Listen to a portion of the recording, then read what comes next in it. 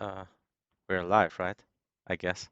I don't know. Twitch has been so bad lately with buffering, Okay.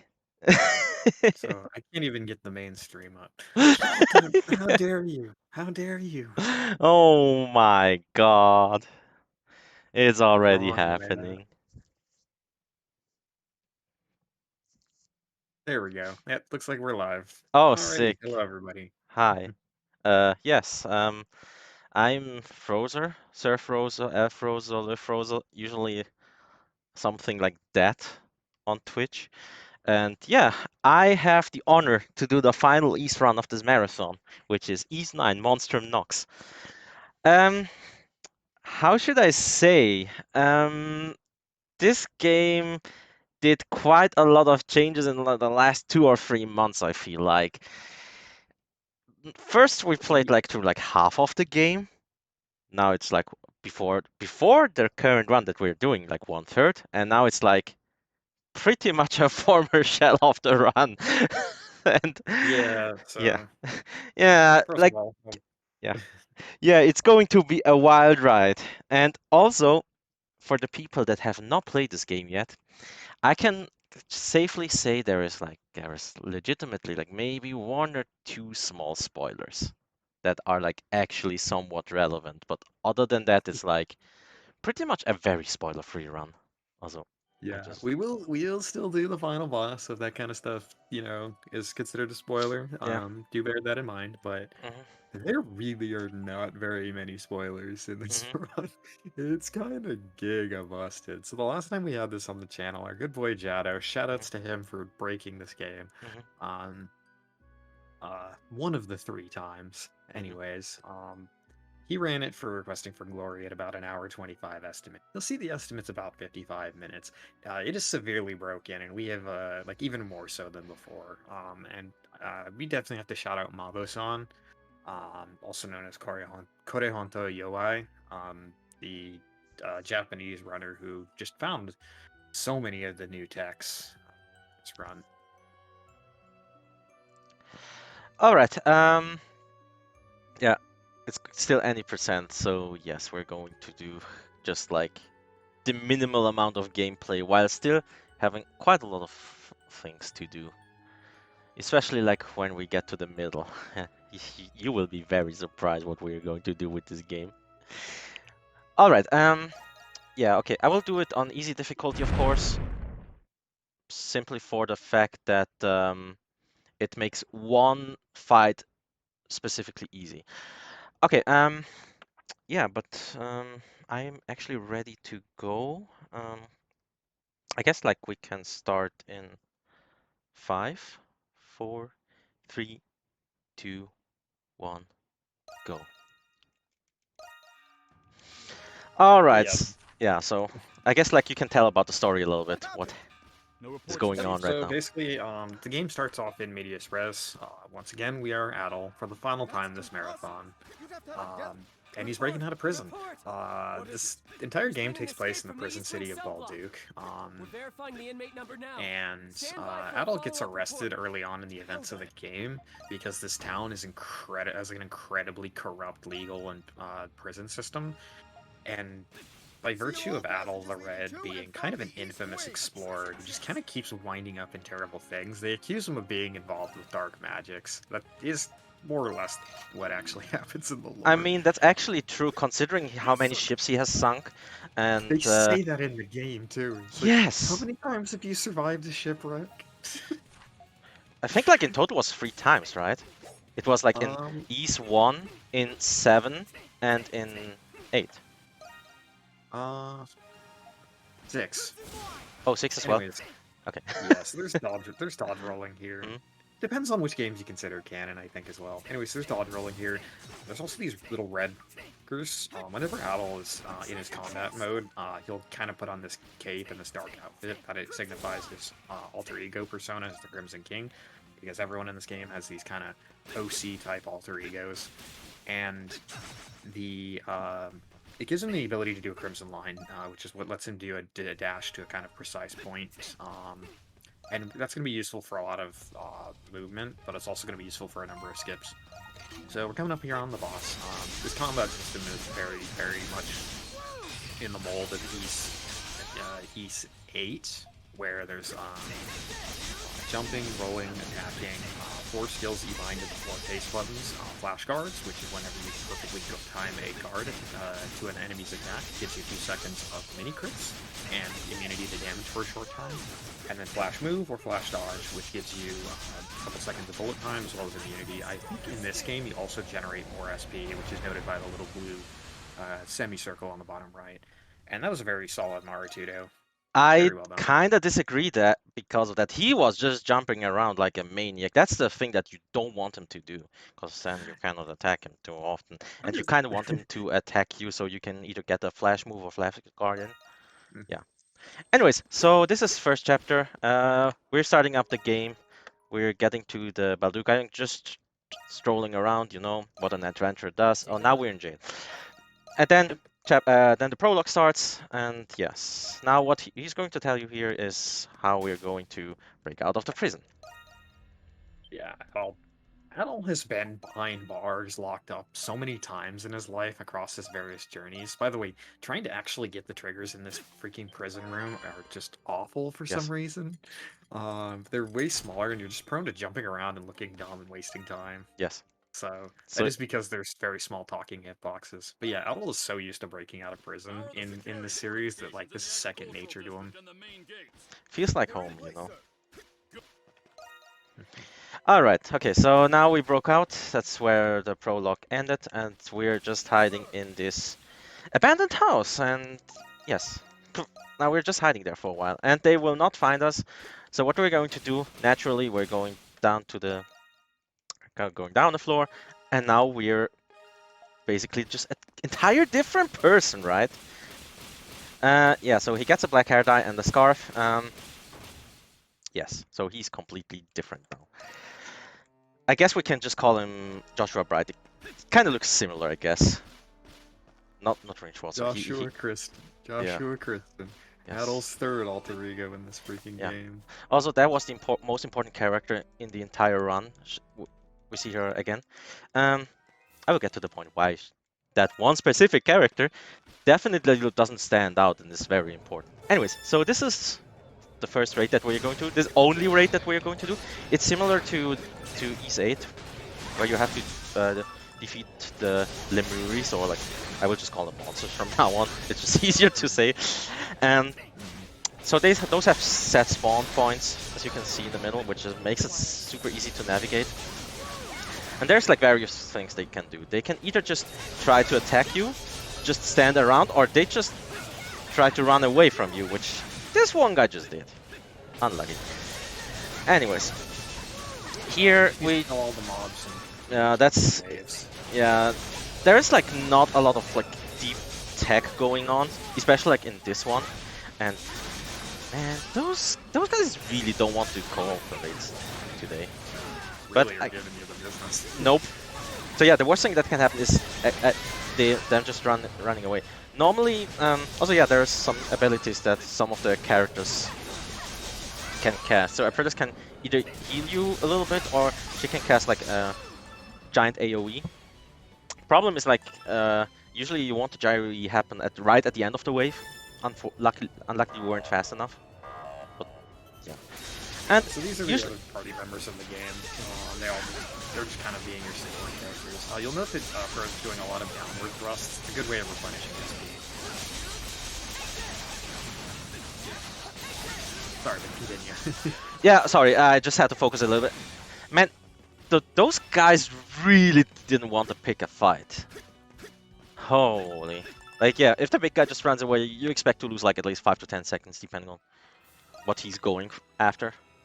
But he's a dog, so definitely understandable. And yeah, of course we got an S rank. We're so good at this game. Yeah, the S rank is actually really important because it gives us an item called an elixir, and the elixirs sell for a lot of money. Thankfully, it's pretty much guaranteed you'll get an S rank every single time. Yeah, I have never seen an A rank in this one. Anyways, so now we're in chapter 2, White Cat's Melancholy. Fitting name considering We're not going to see the white cat in this round. I'm terribly sorry for all the Krisha fans out there, which there's, I think, like, she's probably like the most popular character in this game, I next think to... she's #2 in the Western fan Really? base, which is nice because #1 is Yufa. Yeah, speaking of Yufa, yeah, we will see her in a little bit. Yeah, so chapter 2 here, just kind of exploring around the city of Baldu. There's a lot of like, I mean, it is like the capital. It is like it's like a capital city of a part of like, I think it's Kalia is the name of the region. It's been a while since I played this, but it is modeled after. I can't remember if it's ancient Rome or ancient Paris, but I would say just from the name of Balduke, I would say it's more Paris, like more like ancient there's some Paris. of both because like. So the name of the sewer in this game is called Cloaca Maxima, and I think that was like the ancient sewer of Rome or something like that. There's a lot of like Italian references. In fact, the lemures in Japanese they're actually called larva, which the original word meaning of that word is like a spirit. But naturally that word people associated with like maggots, so they called it lemures instead, which is uh, another Latin word for spirit, I believe. I think so, yeah. But yeah, this whole section's just a lot of like exploring around and setting up war points and triggers. So yeah, we have to do some mandatory visiting of certain NPCs. The first one just tells us how to buy weapons. The other one gives us a bottle and brewing medicine. Not gonna do any of that. I just realized I kind of need to cancel those. Okay, so that's the first shop that we're actually going to do. So we're going to sell the life elixir that we just got, and we're buying one blade ring. And the reason why we use this blade ring is for a fight that comes up in like 15 minutes or something. Surprisingly, strength is very relevant in this game. I would probably say like not as relevant as like Origin, I feel like, but like it helps out quite a lot. Anyways, so there are barriers, by the way. Yes, we tend to ignore those. Yeah, there was gonna be not so much getting over the barrier, that was the thing, rather just ignoring them entirely. Yes. So that's the end of the intended portion. We just needed to get the ability to use Crimson Line in town. So now what he's going to do is going to go to the shanty town early. Yep. You're not supposed to be able to go here until a little further into Chapter 2. And similar to East Memories of Solseta, yeah, okay, so... similar to East Memories of Solseta, if you break one thing in the sequence, you break everything. Okay. Yeah, this jump is way harder than it looks. Yeah. The problem why this is actually hard is... the reason for that is like you're not transformed while you're climbing this ledge. And if you're unlucky... okay, somehow I got that first try. If you're unlucky, like, usually you don't transform, like, when you're in the air, so you cannot do, like, the extended hovers with your basic attacks, which we just did to skip a barrier that usually prevents us to getting to Shantytown. Yeah, rather than it being, like, one of the dark barriers that kind of, in the story, inhibit your progress, this one is just NPCs have, like, this trigger that goes up to a pretty high height, but you can just barely double jump over it using an attack in midair. Yeah. Now he's just going to kill a couple of these Lemures here, and we're in the Shantytown well before we're supposed to be. Skipping all of the White Cat's intro scenes, but killing these enemies gives us 20 Nox, which is going to be useful for getting a resource that we need later. Yep. Anyways, so now he's going to hit straight to Cloaca Maxima without getting the White Cat. Now, you're supposed to visit Cloaca Maxima several times in this game. That kind of is how you get into the prison of Balduke. Very nice. So this skip right here that lets you get just enough hits with attacks to be able to Crimson Line into this without having to get White Cat's ability to climb up walls. Okay, so this is another skip that doesn't really do that much, like, from a story progression wise. It just saves time. Normally we could just get past this section very easily, because since we are earlier than we're supposed to, I mean, you could hear by not hearing any music. Actually, I should have prepared, like, the music for that, because this is probably like one of the best tracks and we're going to miss it. Yeah, it's so disappointing that it doesn't play here if you skip in here. Okay, there we go. Yeah. So yeah, we're skipping straight to the end of the first scenario of Cloaca Maxima, which the thing about this game, as opposed to something like Solseta, is boss triggers are kind of treated similarly to cutscene stuff. So the boss of the dungeon doesn't load and go straight into Balduke's prison. Which the thing about the prison of Balduke is it's this big expansive thing. You're supposed to go in and out several times throughout the game. But with all the triggers just not loading, you can effectively access really late game areas very early. In this case, he's going to access the path to the end of Chapter 4. Yep. So we had to navigate through like prison. Like the thing is like Balduke, the area, it's like the Balduke prison. The map itself is like actually pretty ginormous, and it's essentially a hub for like story triggers. And since we are like normally there would be like text boxes appearing that like you shouldn't go there, like it's getting guarded, and yeah. Since we're skipped like a lot of story triggers, we can just get to the chapter 4 area, concealed path. And there is going to be a trick that yeah, you might want to explain if that's possible. Okay, so let's just set it up here. So what he's effectively going to do is he's going to gain access to the ability to move around in Balduke in his monster form. Yeah, I messed it up. Form. Oh, dang. It's fine. Oh, I got a bug. I think I got a bug door. Sometimes this can happen. I actually have to load the backup save, unfortunately, for this. That's unfortunate. Yeah, you really need to use this door for an important skip. That stinks.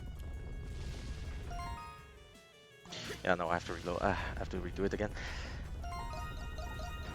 Yeah, so he's trying to get this door down to a certain height, and then he's going to go into the map, and then what it's going to do is it's going to allow him to buffer a jump input, which for whatever reason, once you buffer the jump input, you warp into Balduke, and then that was too slow. You open the map quickly. You gain the ability to move around in your Monstrum form while in town, and this effectively is what we refer to as permanent cutscene storage. You have a save file that's set a little bit late. Is it? Wait, then let's do it differently. I think it's this one, this autosave, right? Yeah, okay. Yeah, okay, so the problem with this trick is like if you mess it up quite a lot, like again, the barrier just spawns a little bit further down below and then you can't do the trick anymore. So that's why I had to load this autosave. Yeah, so for whatever reason, we're not entirely sure ourselves, like this wall here that's like being lowered with this switch and this pressure plate, the pressure plate lets us basically store cutscenes,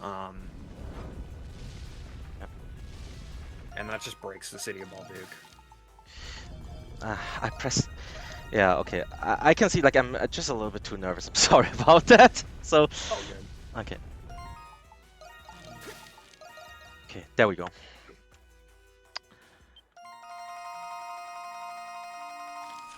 Okay, there we go. Okay, so now that we managed to do the trick after like the somewhat first try, I guess, we can just now walk into Balduke with our monster form just freely, and also all the barriers are gone. So we're essentially we're not even getting over the barrier. We're getting straight through the barrier. We're deleting them. And the reason why we did that trick is we wanted to get this warp. So yeah, that's pretty much like the entire reason. And now we're going to do another little thing. So normally you would have to free an NPC called Parks, but we're not going to do that. Instead we're going to open up a chest, or also called the infamous Chapter 4 chest. The property of this chest is it just ends the chapter that you're currently on immediately. And normally you're supposed to open this one at Chapter 4, but we opened it at Chapter 2, which causes a little bit of confusion in this game. So what's going to happen is we're going to enter Chapter 3, but like we're in a weird hybrid state of Chapter 5 and 3. So you will see like a couple of NPCs show up twice. Does it make anything different? Not really. You still have to talk to the same NPCs. Okay. Let's go, double doggy. Yeah, so the abandoned house that we were in, we set it up as our base camp and turned it into a bar and just hide in plain sight. And it sort of ends up being like a refuge for all the prisoners we break out of prison. But what he's going to do is he's going to exchange his Thick hiding. 20 Nox which are converted into Twilight Shards to get Thick Hides, Anguish Tear, Razor Claw, and Sturdy Shell, which Uh, I'm not sure if I bought the right thing. I think you did. Okay. Pretty sure you did.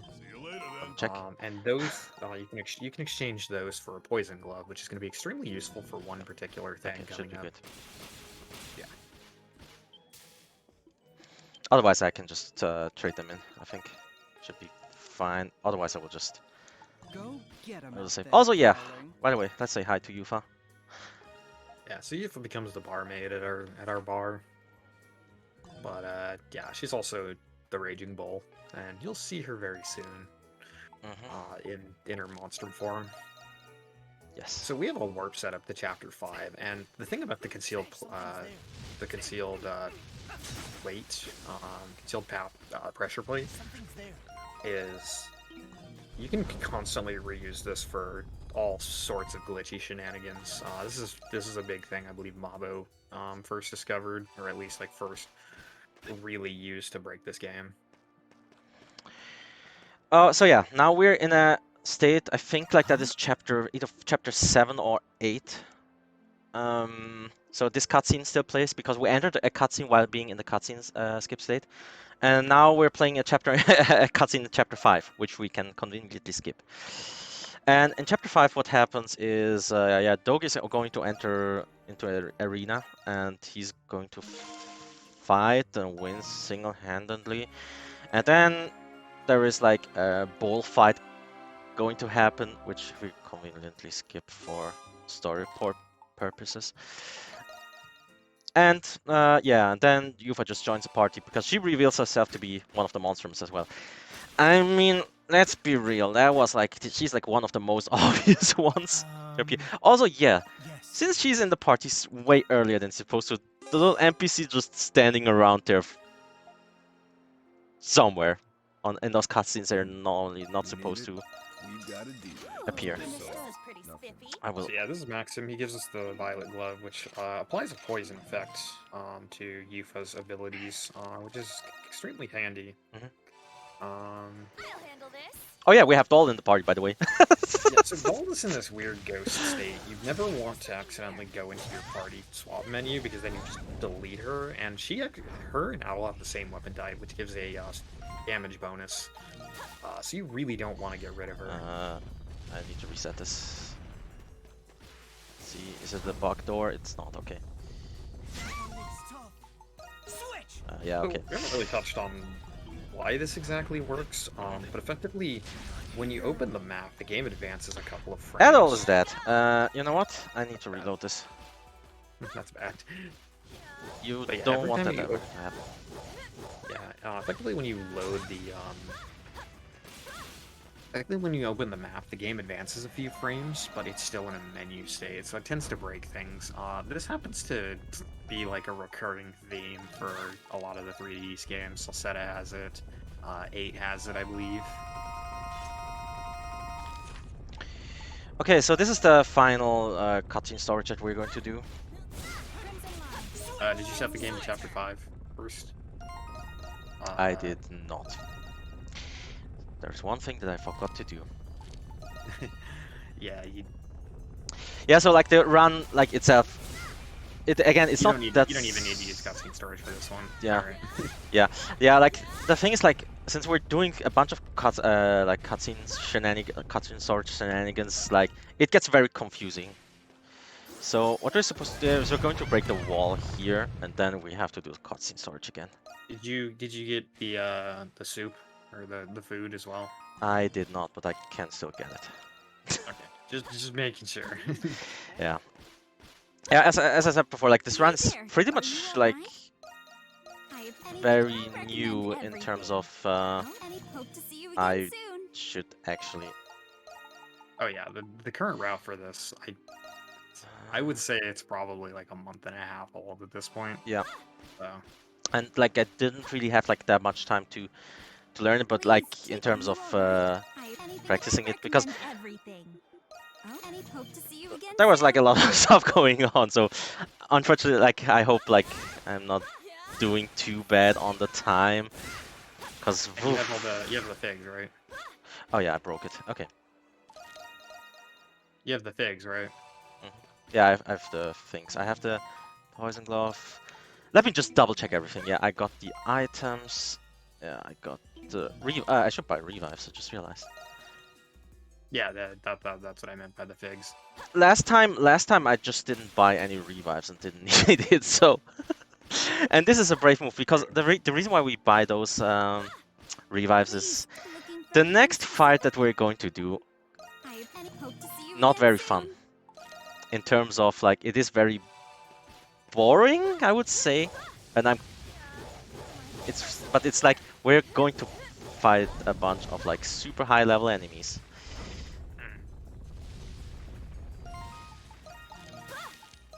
Okay, that should be setting down. Okay. Okay, now we should be set up right.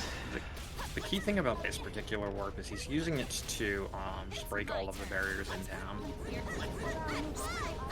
And the key thing about the town of Balduke is the final dungeon is final dungeon of this game is actually tied to a scenario in the graveyard of town, which is meant to be the very last thing you unlock. Yeah. Like normally there wouldn't be like anything happen here like story-wise until like the very end. All right. So now we're going to do the boring part where we just use like the 80 SP skill and yeah, try to destroy those enemies as fast as possible. And we're doing that by using the Valkyrie Hammer, which is like the charge up skill, and the 80 SP skill, like in quick succession. So these enemies are like level 60 plus, but part of it's, you know, the benefits of running on easy, but also we still don't do a lot of damage normally. But the thing about these enemies is they're all susceptible to poison, which is why we got the Violet Glove. So what a lot of this fight boils down to is just making sure that you apply as much poison as possible, noted by the little yellow here under their health, and sometimes turns red. Red is what we want to see because it means the enemy is the most poison. So yeah, we're going to hear a bunch of level ups. So I hope you all those UFA lovers out there, I hope you enjoy it, because we're going to hear it like still like a couple of more times. Yeah, we accelerated from level 31 to like 56 in this scenario. This run is admittedly kind of binary. The first 40% of the run is everything but endgame, and the final 60% is endgame. And because the intro, or because the like beginning of the final dungeon is just a giant Lemuria's gauntlet, there's a lot of action followed by like a lot of skips, followed by action, followed by skips. Oh, yes. Okay, so that thing can happen.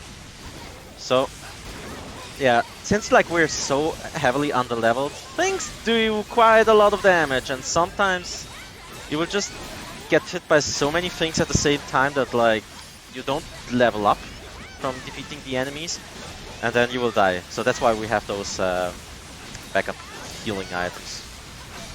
Yeah, there's a couple other perks to the healing items, which might be in later portions, but it's just safety at this point because revival items are busted in this game. Extra skill is busted in this game. Boost is busted in this game. We run this game on easy, and unlike a lot of other ease games, I would straight up say this is probably one of the easiest ease games overall, even on its difficulty. Like, there's a route that you can do that in like under 55 minutes, but that involves some other like item duplication shenanigans to get max level. But yeah, so the extra meter replenishes really fast in this game. The boost meter replenishes or rather, that is the extra meter. Your SP replenishes really fast from flash guards and flash moves. That was a really good graveyard. That was, yeah, really solid. Like not a lot of time loss. Especially like just one revive. Usually you have to revive like twice or 3 times, especially in the beginning. But like just having to revive once is really good. Alright. So this is pretty much like the final Grimwald that we're going to do. And yes, we're... If you guys haven't realized this, yes, we're pretty much at the end of the game. And so we're going to get a couple of level ups more, and yeah. So it's pretty much... So. Key thing to remember about boost in this game is it gives you a very significant defense upgrade. It's like even more significant than Origins, like a 50%. And the meter just replenishes constantly, and your HP goes up. Like you heal while you're in boost. You also move faster, although that's not as involved in the route as it used to be in any percent, where managing meter was a big thing. But yeah, you'll see his dodge rolls are very pronounced here.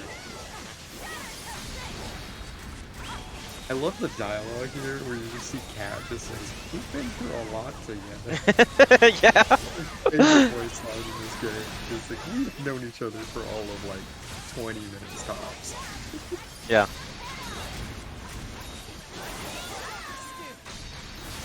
Okay. Oh, it's only the big guy left. Okay. Yeah, these weird fish mage things are the most annoying enemies here because they're the hardest to poison. And Yeah. also just take a lot of hits. I will store some boost for the third one. Hey! Okay. Giving me a small tap, okay.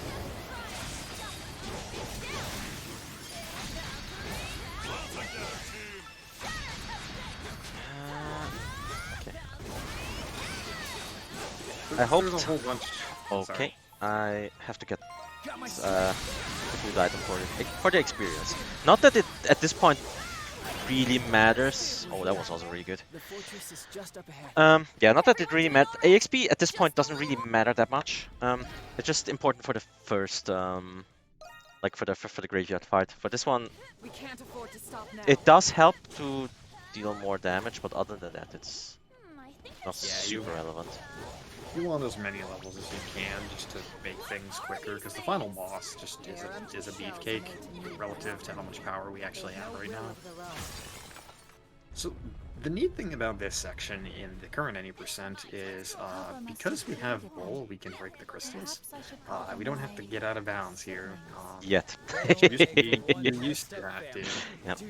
We actually don't need to go out of bounds to complete this at all. It's just there is one out of bounds coming up. That we're just, yeah. The out of It bounds. saves like 10 seconds. Yeah, it's coming up right now. Also, we're going to grab this walking cape. Hey, that's a nice flash move to get. And So of course, I ran into the wall immediately. Basically, the way it works is your damage scales based on your health. If you're at 1 HP, you do double damage, and then it kind of scales from there. At half HP, like 1.5 times damage, that kind of stuff. So he's going to do a Crimson Line Buffer and use the map, and because the game will advance, like every time he opens the map, he's going to he's going to inch himself in the frames of animation of the Crimson Line, and then make a save. And when he saves, his character will be in a position outside of the wall here. And that's out of bounds. Yes. So he's going to run up the wall and then use an extended hover here, which the Feral Hawk's ability in the third chapter, which we thankfully get by unlocking all monster gifts, is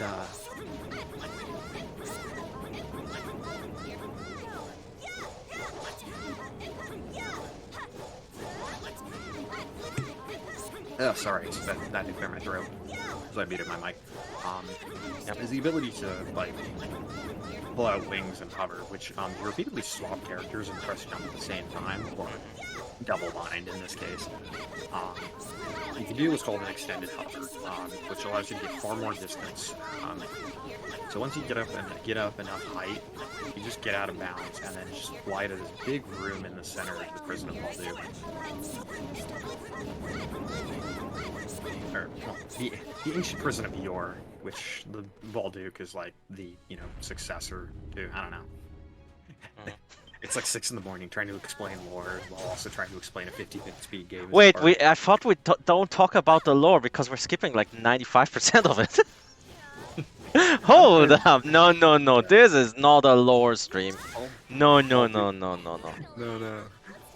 Pretty sure, yeah. Doesn't look like You did that. say there weren't going to be very many spoilers. All Yes. you know is it's a JRPG. Big, fancy, ancient-looking Final Dungeon. There Yes. you go.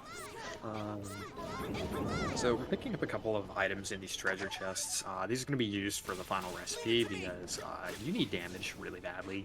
Like even on easy, you just want damage. Yeah. Okay. There was a trick in the previous iteration of the run, which was called the Abyss Crimson Line clip. That was the worst trick in the entire game, and I'm so glad that we're not going to do this. Because it's the same as the Crimson Line clip that I did in the first section, where I was standing next to a wall. But now imagine you have to be in the air, standing, like, being next to a wall, and like having a limited amount of tries to buffer it. That's There's all I'm all gonna manner say. of It's ways to not fail. it. I really hated this trick, and like before this route got found, having to do like the Crimson Line clip on the very first try. Now this is fascinating. Jesus, that was an experience that I never wanted to do again. I'm so glad that that UFA exists now in the run. Yeah, so she makes us be able to do in the intended route. So even performing the skip is actually slower than just doing this as intended. But because we don't have White Cat anymore, we can't steal a Netherworld core.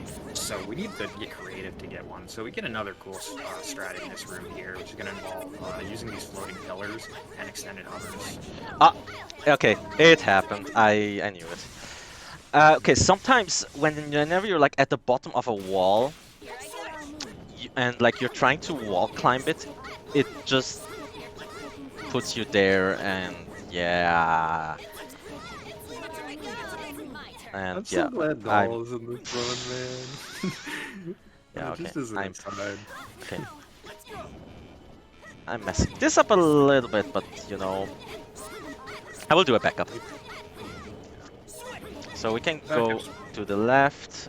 Okay, now I have to wait until the bar is filled up, and then we just Jack is fly. like, yeah, it's like 5 seconds slower, but it's Yeah. infinitely more consistent. Oh, yeah, ran out of meter. That's a bummer. Okay. Anyway, so we have Doll, even though she's in this weird ghost state where like she can easily just be deleted from your party, which Yes. kind of stings. Also, I'm glad we have her though. She's my favorite character Yes. in this game. Oh yeah, by the way, doubles. We got the doubles now. And we got those two guys just sitting in midair. Double doggy. And the double doggy, yes! All right. Yeah, so these two kids, you do a side quest and they join your bar as item exchange and blacksmith. Because the boy was the son of a blacksmith, and so if you give him the blueprint that we picked up in that part of the final dungeon, it allows us to create the final weapon, which is what we need the Netherworld core and those treasure chests for. Or Otherworld core. Yeah. And this allows us to create the best weapon in the game for Yufa. Okay, you did remove her armor. Good. Yeah, I did it before. Yeah, so we actually are going to want to sandbag a little bit in terms of damage on this fight, because, like I mentioned, the War King's Cape doubles your damage when you're at 1 HP. Yep. Okay, let's equip it right now, so I'm just prepared. Yeah, so we use the same Crimson Line buffer to inch a character just through the little circular barrier around this final part of the final dungeon.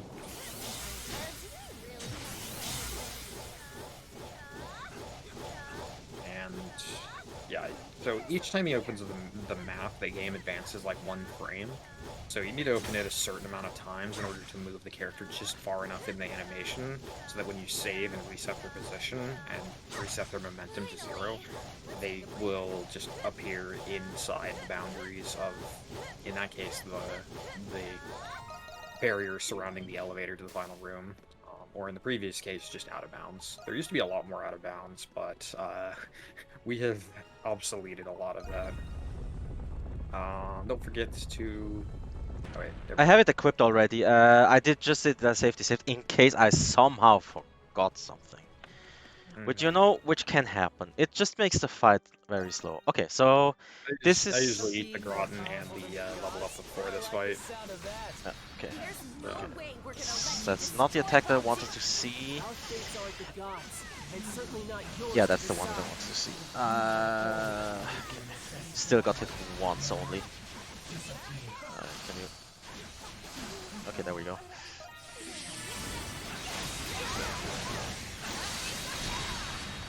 Go to Prison City, kill God, JRPG fair, let's go.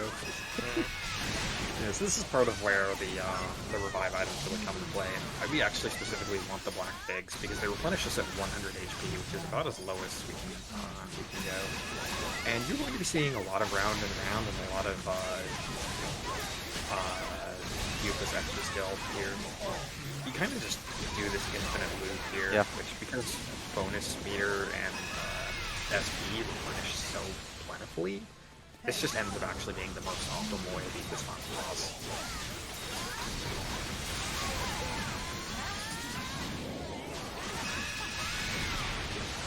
Oh yeah, this boss kind of looks somewhat similar to like another red-haired guy. I mean, looks like Adol, but like I don't think like he's in this game, right?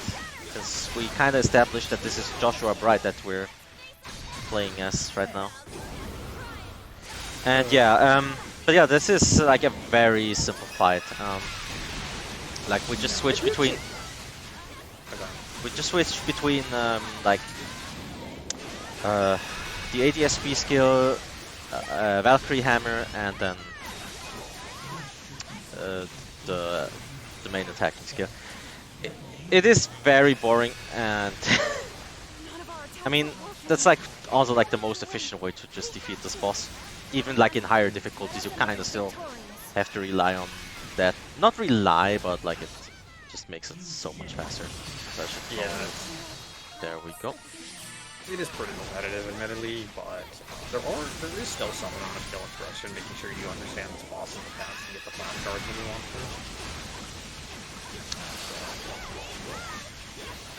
So another important thing that you might have not realized is while she's doing her like super attack, I'm using Valkyrie Hammer to charge up my SP faster.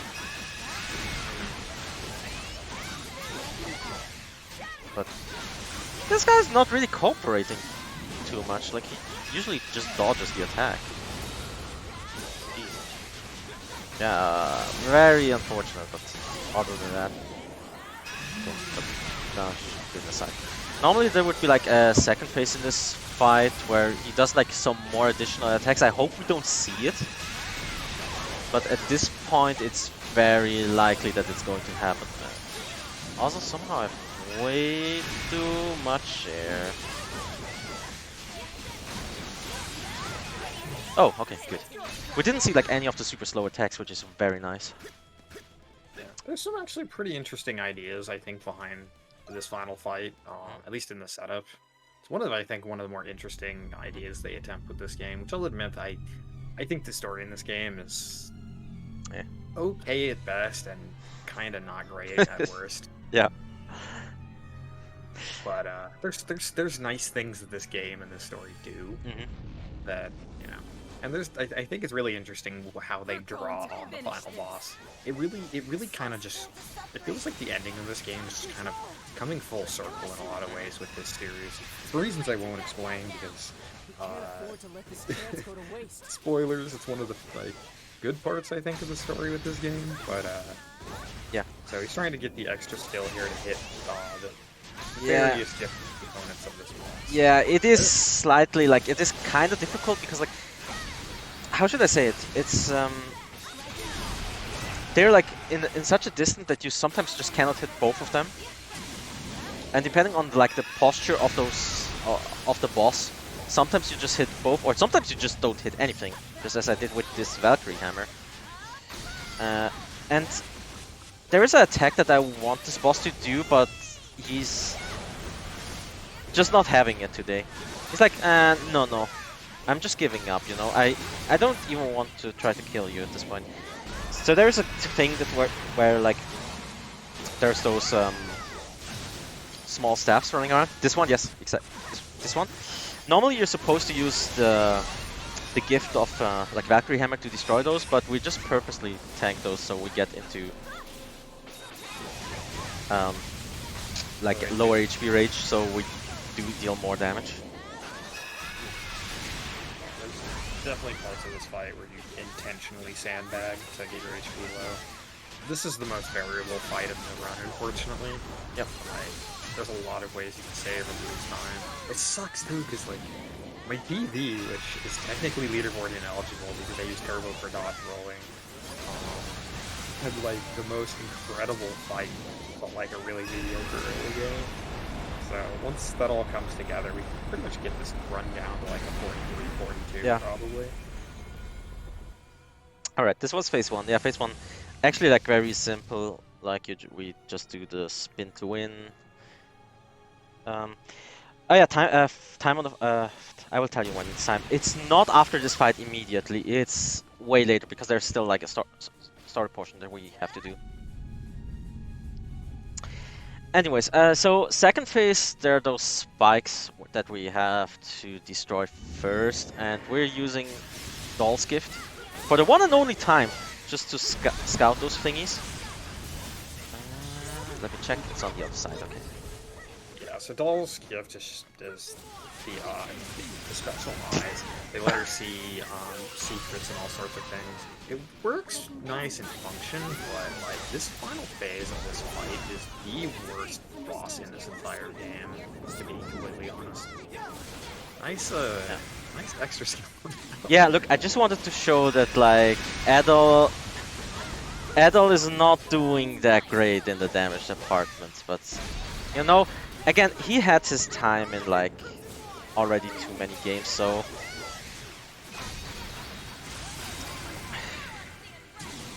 I'm glad like that we're actually like being able to show a different character. I think 7's the only one that really like actively uses out all the bunch in the actual run anymore.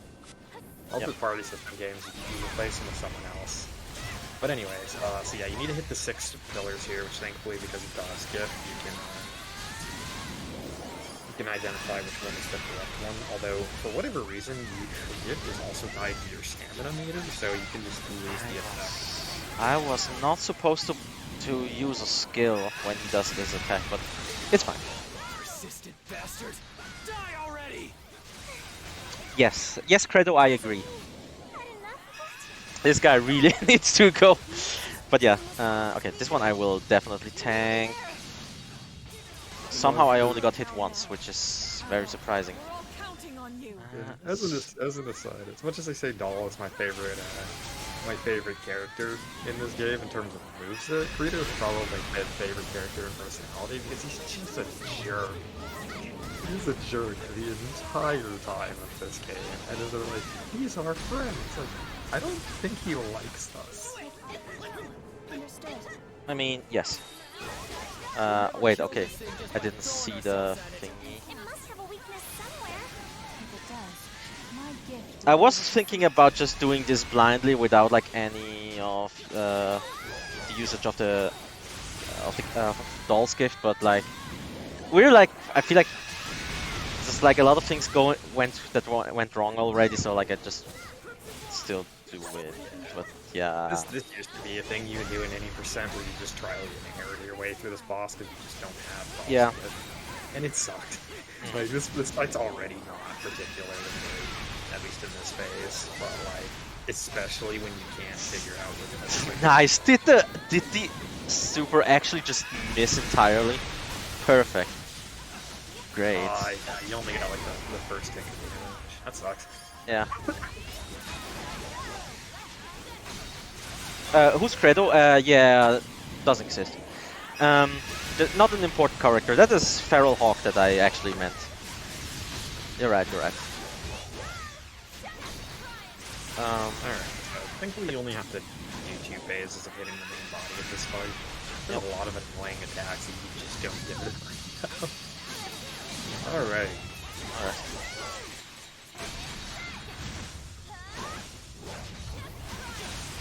You know what? Okay. There we go. Okay. That was something, I guess. So we defeat the big boss, and now the strongest boss, Egg. Just Egg. Egg. Yes. You'll hear a lot of voices. If you've played all of these games, you'll think that this is actually kind of a nice touch. If you haven't, none of this will make sense, and you don't need to worry about it. Alright, so it looks like you'll still be several minutes underestimate, despite some of the early game issues. So very well done. Yes, thank you. So yeah, the rest of the run here is like the East victory lap is the way I describe it. Yeah. It's kind of like Origin when you get to the final boss. Like the final boss doesn't lose you time. There's things that you can do that would lose very small amounts of time. All the hard stuff is done. Yeah. Like definitely, like the hardest portions are just getting those either those Crimson Line clips and the cutscene storages. Also, yes, please spam more eggs. Because this egg is going to explode.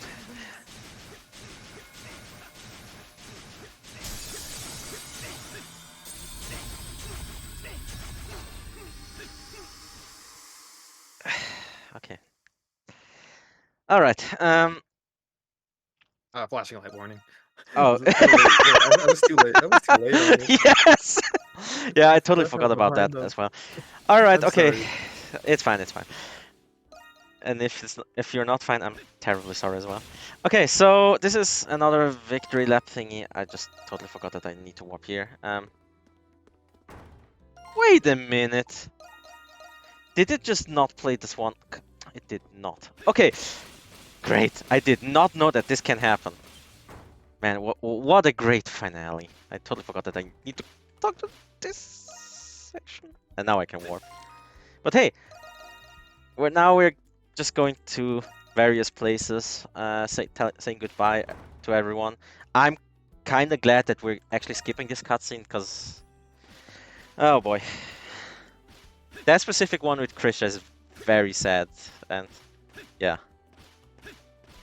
I would say I almost shed a tear on that one. This is a character that we don't see anyways, it's pretty much irrelevant.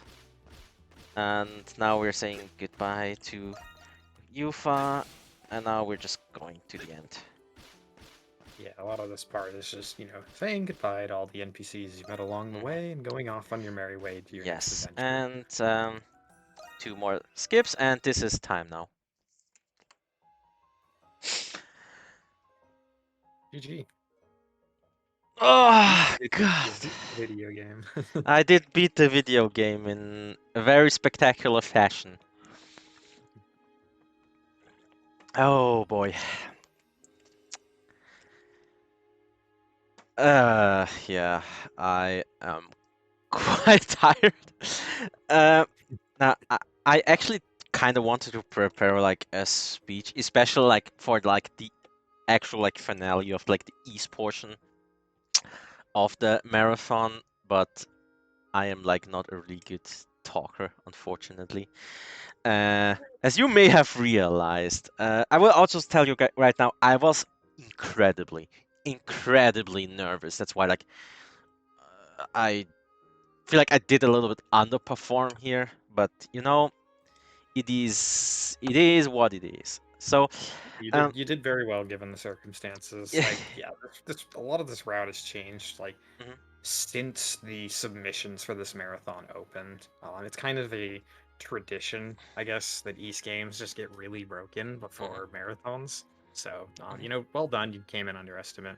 Mhm. Um, Oh yeah. Like I was not worried about like being underestimated. It was just like I really wanted to show off this run, especially because it was something completely new. I mean, like only you did a run, Mabo did a run, and that's I think pretty much it, right? Out yeah, of all the Mabo people. did Mabo did a like demo, and then Mhm. you've done some offline runs, and I have like one Yeah. run on speedrun.com, so Mhm. it is still pretty fresh one. Yeah. Mhm. Um, So yeah. So like pretty much like in this ending cutscene, like you see what happened with all the characters, where we they're have skipped all of. yeah. Also, Uh, also, hey, by the way, there's the guy's cameo, ladies and gentlemen, because apparently, like he's like one of the, he's like a mercenary now, I guess, right? yeah, Instead of no, that's staying pretty. as the knight, yeah. Also, yeah, that guy, just a random NPC, by the way. Um, Oh, I see, guys. Okay. I was like, I never noticed that in the Wait, you cutscene. have That's not really cool. noticed that? What? I Crazy. never noticed that. Really cool. Hmm. Uh, Okay. I guess I could probably, if you want, I could probably do the closing speech for the East portion of the marathon. I would be very welcomed by that if you would do that.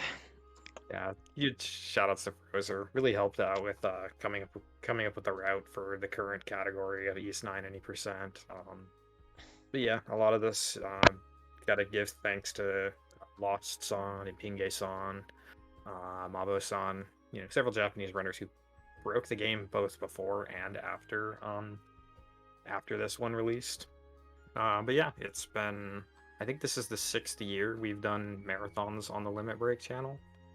I do have to shout out Staltime, who's really put on a lot of this. But yeah, 6 years ago, I couldn't imagine, you know, this community being as big as it is and able to put on these, you know, these marathons. Um, so I hope you all enjoyed the East portion of the marathon. We had several great games by great runners, some new, some old, some me. I was still a little bummed about Origin yesterday, but it's fine. Um, and yeah, so just shout outs to the Falcom RTA community. If you're interested in any of the East games, we do have a Discord that's accessible through most of the East pages on speedrun.com. If you're interested in Trails, Zwei, Tokyo Xanadu, or any of the Xanadus, or just, you know, coming in and you know, hanging out, talking these games, learning these runs. Again, there's East server, but there's also there's the Trails server as well, which you can again access from speedrun.com through most of this Trails runs. So, but yeah. Shoutouts to Durante, who fixes the PC versions of these games. God So that bless they're Durante. seriously, you have no idea how grateful we are for Hmm. the work he's put on these Yes, games. especially like on 8. I am Mhm. very glad like that especially 8 that it got a really big backlash for no reason whatsoever. I mean, there was a reason, let's be real, but yeah. Other like Durante, God bless this guy. I just wanted to say that. Yeah, he had his hand in the PC port of this game as well. It was originally a PS4 port, a surprisingly stable version, but yeah,